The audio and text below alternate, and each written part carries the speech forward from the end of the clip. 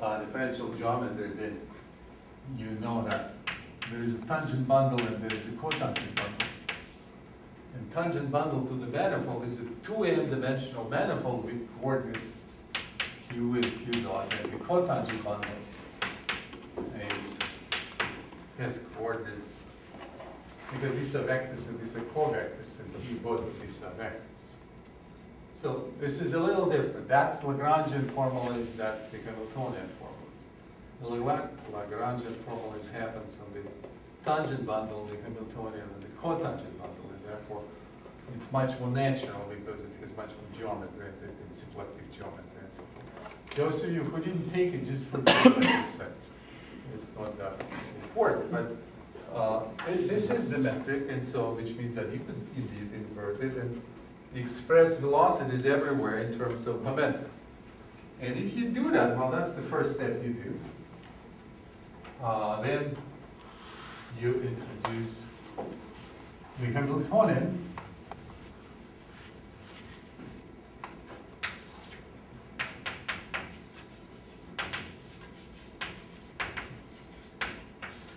So what is the Hamiltonian? Well, Hamiltonian is a function.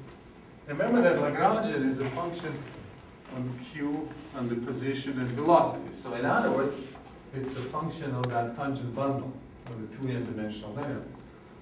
The Hamiltonian is a function of the cotangent bundle. It depends on coordinates and momentum. So it's something that is q and p, and it is equal to q dot p dot p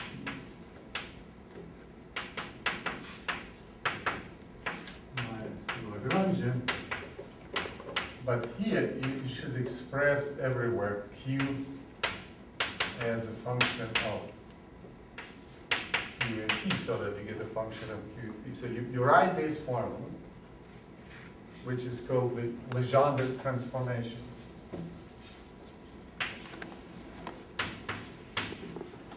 What is Legendre transform? That's exactly when you go from these to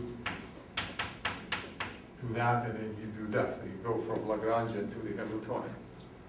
So of course you get this quantity here, but this should be expressed in terms of the momentum. Okay? So if you do this, then you get a function of coordinates and momentum only. And then it's not that difficult to see that these equations, the Lagrangian equations, which is a system of n second-order equations,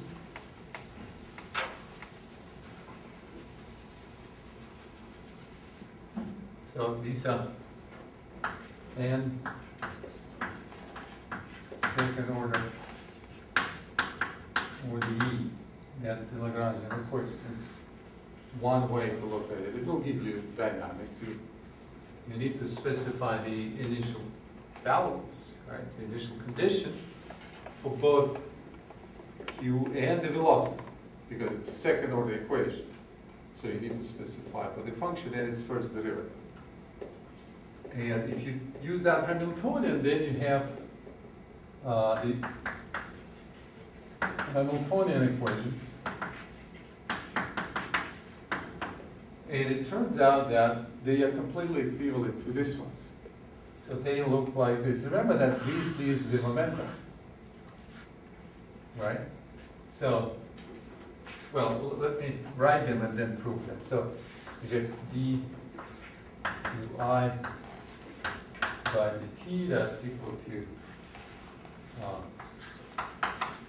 dh by dt, and then dp,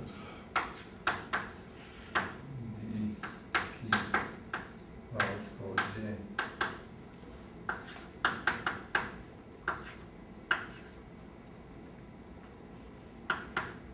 So here you have two n first order equations. First order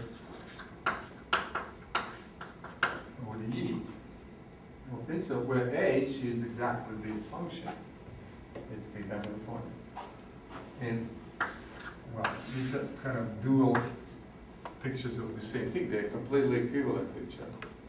Here you would specify the initial conditions for the coordinate and the velocity. Here, of course, for the coordinates and the momentum.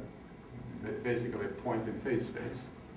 And then it's, well, if you put them together, you get just a system of 2n. You could write it in vector form. We talked about Hamiltonian systems, right? Somebody talked about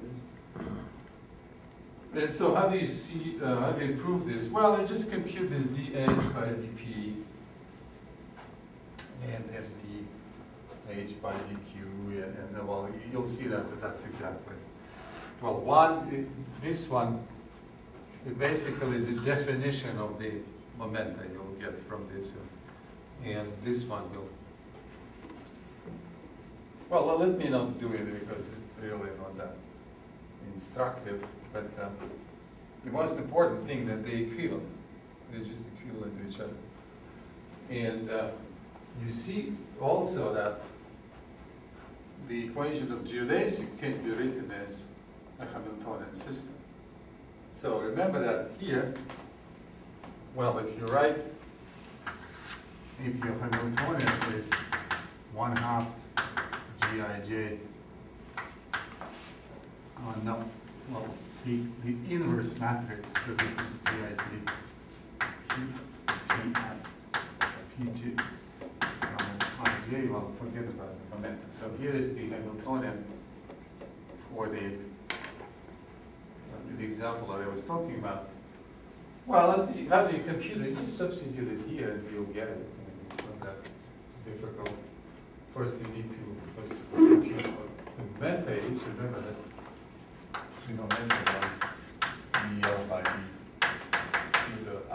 So you have Lagrange and you compute that thing, you get the momenta, and then substitute here, you get this. It's basically a square of the momentum. But because the momenta are covectors, you see I put indices down here, these are covectors, and then this is the inverse of the metric that is in the Lagrange. Well, if you, just to be, here we have